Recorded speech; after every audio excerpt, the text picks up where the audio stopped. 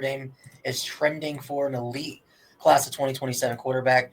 I know it was a thing that was discussed a lot by a lot of people in the fan base of Gino Guidugli's inability, or not maybe not inability, but hesitancy to offer a quarterback in 2027. And he offers two, and it looks like he's going to land one of them. So first things first, what are your guys' thoughts on Teddy as a whole? And does this kind of not necessarily save, but give Gino some more leeway, so to speak? I'll go with Ben first. Rude.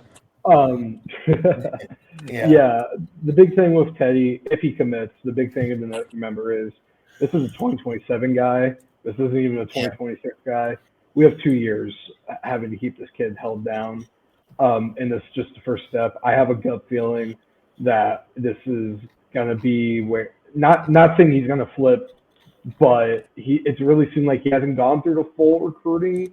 Like, he hasn't done the official visits. He's only set the date just for his commitment, and he might just be a guy who wants to get his commitment done early, which would be totally understandable. But this is a big win for Gino if we're able to get him and keep him. I think this could be something where we kind of talk about this is kind of like giving Gino more opportunities to keep working with CJ Carr and working with Kenny Minchie.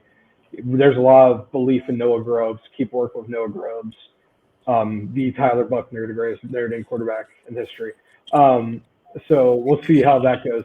One thing I do question about it is just it seems like we offered him about a month ago? It was around a month ago. Yeah. And it just the timing of the commitment.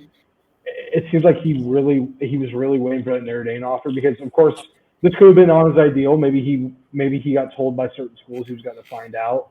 But I want to say the recent offer before Notre Dame was Michigan, and that was a while before Notre Dame. Like, that was all the way back in May. So yeah. Yeah, I mean, maybe he's just a Notre Dame fan or something. You never know. But if when Notre Dame lands him, this will be the best quarterback commit Notre Dame's had in the last decade. This is the most talented quarterback that Notre Dame's gotten. This dude is a beast. Really? Even higher than CJ? Even higher than CJ. CJ is top 3 for sure. So just watching the film, dude, his arm is just amazing. The way he's able to whip it out. He's good. And I'm not worried about, decommitting or whatever. He could be one of those guys that that commit early, like you said. But yeah, his finalist for Georgia, he's had some pretty stout teams in there that if he's ready to go to Notre Dame, he's ready to go to Notre Dame. This is going to be a really, really good get. He's going to be the leader. He's going to be probably the highest ranked person in our class next year. He's that good. He could be, I don't say this much, I'm going to Ryan Favell this. He could be a 5-star by the time he's done. He's definitely a top 3 quarterback in the class next year. This why, over-exaggerate, whatever you want, but I do think this is probably the best top 5 to go top 3 quarterbacks in the last decade. He'd be talent-wise. I do think he's probably the best up there if he goes. Tyler Buckner's probably 2, and then 3 would be CJ Carr. I would put Tyler Buckner at 1, but how his career panned out, he lowered a little bit. So this is a really good get. Fans should be excited. You can't have a better commit. You can't have a better quarterback than this in this class next year. You just can't. And even if you can, top 3 out of 100, you're happy. You're happy. He's unique. Look, the way he's fluid in the pocket. Like Ben said, he's got a really good arm. He's more mobile than I thought. He reminds me of Trevor Lawrence a little bit. I was going to say. Not in the – now I think Trevor Lawrence is better and was better as a prospect. So I'm not saying he's going to be Trevor Lawrence, but he reminds me of Trevor Lawrence in the sense of he doesn't look like he can run. He's not the fastest guy, but he's fluid in the pocket. He can move if need be. And he's got a really good arm.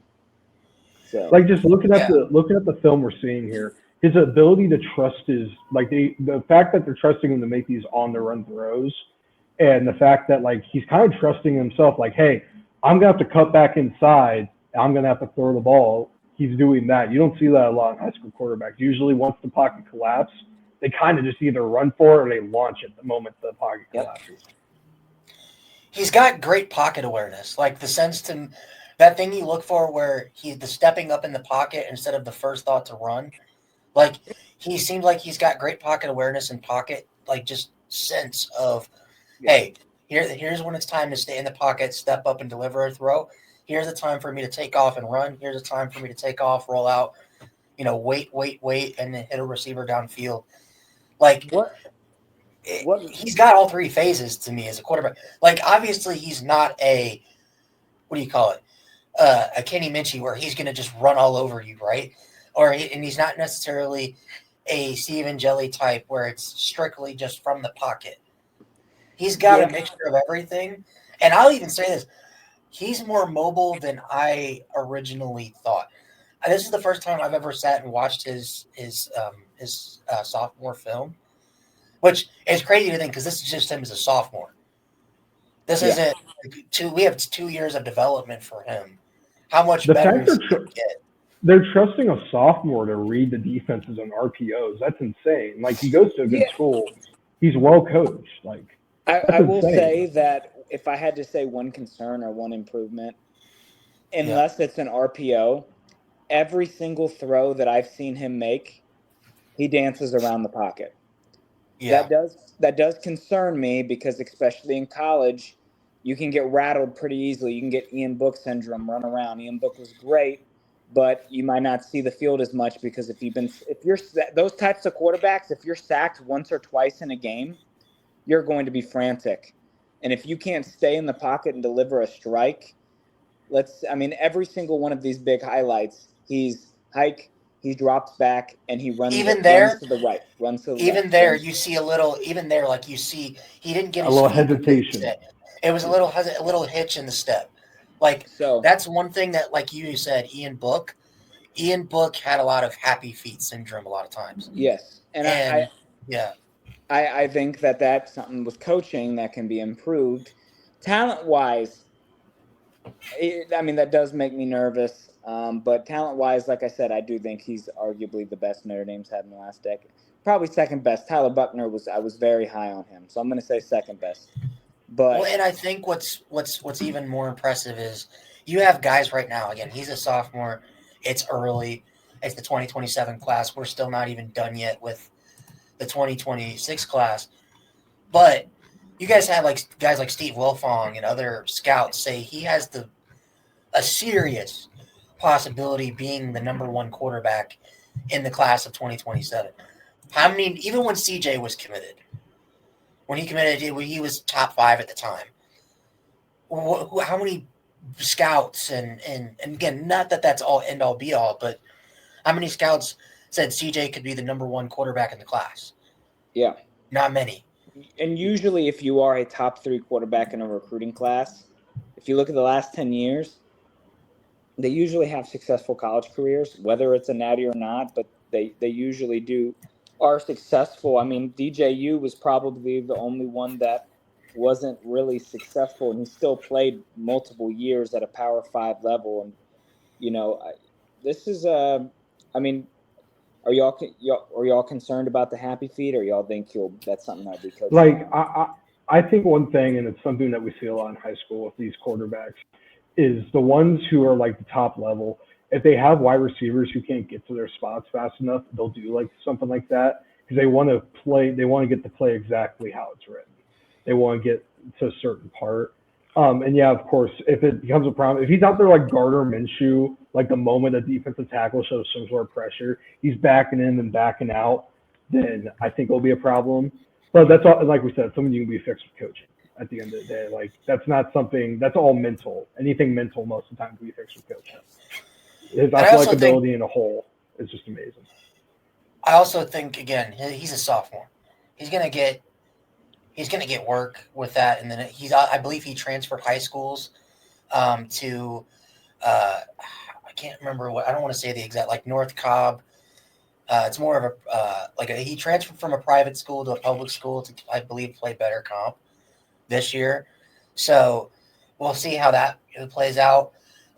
But I do think, again, if you just look at his top 5, Notre Dame, Ohio State, Georgia, Penn State, Michigan, like that to me speaks volumes. And then you look at the write-up that Rivals did for him, and you listen to Cody Belair explain like his thoughts on Teddy Jarrard, and he's like, we loved the sophomore film, but we had never seen the kid in person until the Rivals 5-star camp, and they said, this is what Cody Belair said: the best individual performance we have seen at one of our camps in the last 10 years by any quarterback.